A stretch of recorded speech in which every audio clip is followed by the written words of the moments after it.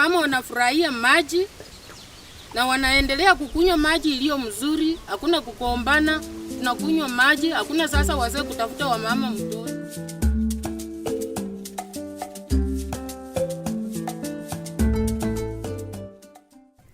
Water is the most important resource on earth. It supports biodiversity, industrial growth, agriculture, transport, among others. Despite its many benefits, water is scarce.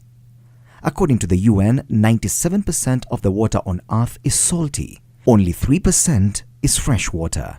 Out of this, only about 1% is accessible for human use. Competition for this scarce resource in Kenya, and indeed the world, has led to many conflicts.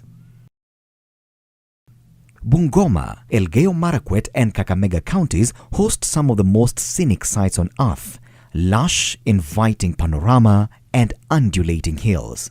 Water flows freely, supporting families, farming, industries, among others. The rapidly growing population in these counties has been putting a huge strain on water, leading to conflicts between downstream and upstream users. The Kenya Water Health Organization, a non-profit organization that works towards providing sustainable water and sanitation for the disadvantaged communities in Kenya, started implementing a project aimed at promoting governance in the water sector in the 3 counties. In a project for the last 3 years, where we now went in to work with the communities in Bungoma and Elgeyo Marakwet, and now we are focusing on the RUAs. Those are the Water Resource Users Associations, and the outputs are really tangible and very exciting. This project was funded by ACT under the Changieni Rasilimali facility that is supported by the Embassy of Sweden and UK Aid. The goal was to promote governance and to ensure that there is improved governance in the sector by the year 2015, and the specific objectives included enhancing capacities, enhancing the capacity of the RUAs through trainings, exchange visits and exposure field days. Number 2, the other specific objective was to strengthen communication amongst the water actors. That was to basically avoid duplication of water actors in whatever project they were doing. Number 3, the project was to promote information sharing. Elgeyo Marakwet had experienced unending conflicts between the upstream and downstream users. The upstream users, under the umbrella of Moiben Water Resource Users Association, RUA, felt aggrieved by the fact that piped water from Moiben River and Chebara Dam was supplied to Eldoret town in the neighboring Uasin Gishu County, whereas they did not have piped water in their households. Sasa tumeenda huko juu tukatunza the water source kama kikundi, tukachukua miche tukaenda penye tunatoa maji, tukaenda tukatunza mazingira huko juu. Tume fence na tumepanda miche yenye inaleta maji kwa wingi. Bungoma County also faced a similar problem. The upstream communities under the umbrella of Kuywa Rua were aggrieved by the fact that they lacked pipe water, yet the intake that supplies water to Bungoma town is located in their area. To address these challenges, Kwaho created a platform for networking the RUAs and other water sector stakeholders, including non-state actors, county government and national governments in the 2 counties. Kwa waliingia hapa mwaka wa 2012 Februari hivi, na wametuongoza sana kwa masuala ya kutufundisha hali ya usimamizi wa rasilimali za maji wakitumia haki za kibinadamu. Wakazi wa hapa ni moja wale beneficiary ambao wamepata hiyo mafunzo na wanafurahia sana kuweko kwa hii spring. Tulipata usaidizi ama mengi tena kutoka kwao, tukaungana na communities, tukaanzisha ile kitu ambayo wanaita Water Dialogue Forum, kufundisha watu namna ama mahitaji ama haki yao ya maji na vile wanatakiwa kukaa na sheria ya maji. So tukafundisha kwa karibu sehemu 6 kwa catchment ya Moiben. Exchange and learning visits were also organized to foster peer learning and exposure. Modalities of sharing water and conflict resolution were arrived at. Wametuelimisha jinsi ya kutunza jamii hata kupata maji safi. Wao walituchukua kwa semina huko Kuywa Church na wakatufunza sisi namna tunaweza kuhifadhi maji safi. There was another strategic problem. Members of the Moiben and Kuywa Ruas still lacked capacity to comprehensively address the complex water-related issues in their counties.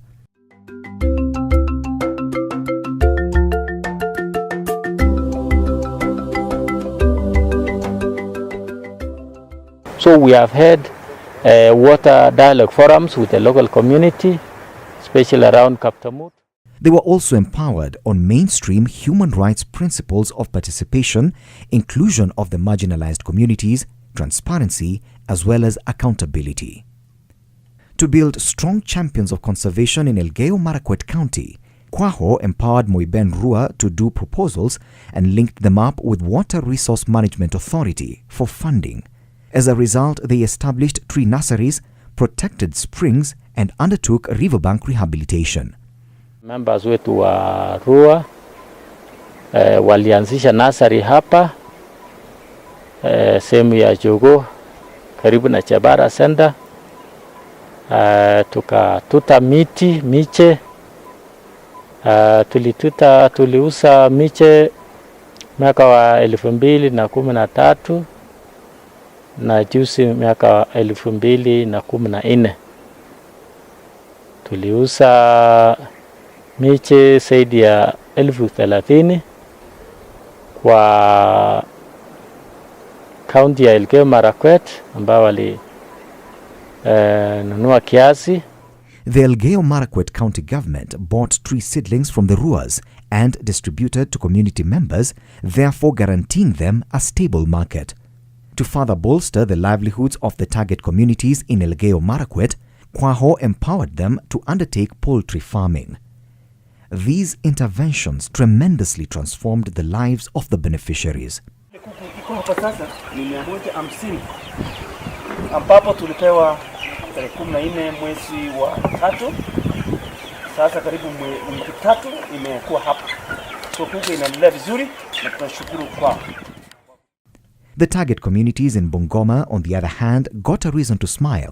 As a result of capacity sessions conducted by Kwaho, targeting one of the Ruas, the target community wrote proposals to Water Services Trust Fund and was funded to improve water flow in 13 springs in the region. Namunua was one of the springs that were transformed. Tulipoanza hii spring haikuwa pale ilipo, ilikuwa hapa kidogo na ilikuwa inachotwa chini, maji yanachotwa tu chini. Sasa unaona kwamba hiyo hali ya kuchotea maji chini haikuwa hali bora kwa sababu haingezuia magonjwa, tena uharibifu ungetokezea, hata ilikuwa hatari. Out of the linkages also, they have been able to construct 13 springs through which about 36,865, that's 6,865 people are able to access safe water. And for us, this is very, very good in terms of the empowering the Ruas. As we started, the Ruas used to say that we are only training and talking about water but not giving water itself. But now they have been empowered to actually construct the springs and provide water to the community.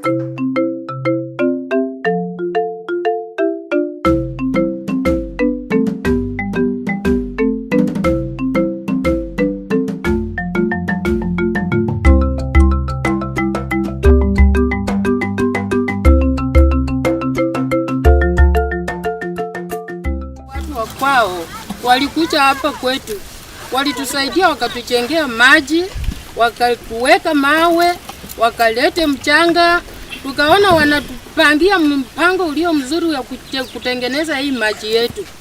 Tukafurahia, wakachenga maji, Msongamano wa watu wengi sasa hatuna. Tunakunywa maji ile safi, sio ya matutu vile tulikuwa tunakunywa. Na wakati huu maji imetusaidia, hata watoto wetu sasa wanachota maji kwa wingi. Watoto wetu wa shule wanakunywa maji mazuri, hata wamama wetu hakuna kukombana sasa. At the heart of water governance is a premise that decision makers are held accountable in the development and management of water resources and delivery of water services, and the recipients of the services are involved in all the relevant processes towards efficient, equitable allocation, access, and sustainable allocation of this resource. The result, especially in terms of understanding those principles, have been achieved, because when we talk, we realize that both sides are now understanding. So KWAHO has been basically the facilitator, of course, through the funding partners, whom I'll acknowledge later on, to bringing them together for this common understanding.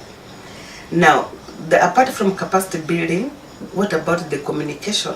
How, what type of communication, what were some of the issues we needed to address when we were down there in Bungoma, Elgeyo Marakwet, and of course Kakamega County also came in during the extended phase.